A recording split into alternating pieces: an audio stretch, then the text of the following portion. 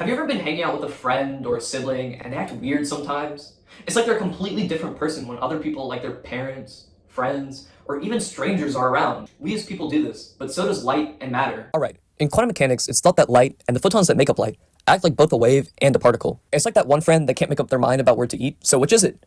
Is it a particle or a wave? Well, it depends. Alright, let's say you have a device emitting a stream of atoms or light, and the stream contacts a barrier with one slit.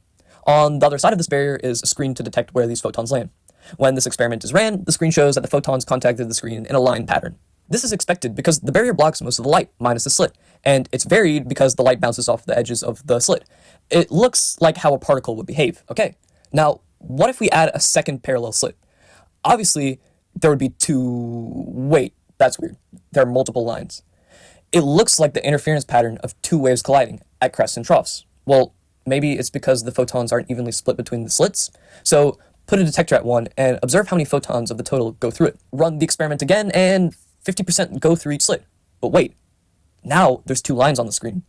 Okay, maybe the detector's matter blocked the movement of the particles.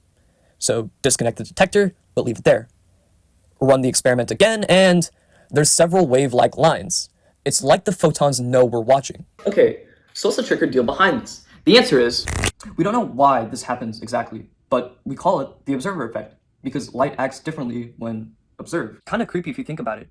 It's almost as if light has a mind of its own. Wait. Are you telling me that light and matter has a mind of its own? No. But why is any of this important? We are matter. The world around us is matter. And light is everywhere. Understanding how light moves and acts allows us to better understand the cosmos, as well as our own existence. So next time, when you notice someone acting differently when being watched, remember, it's not just people who change.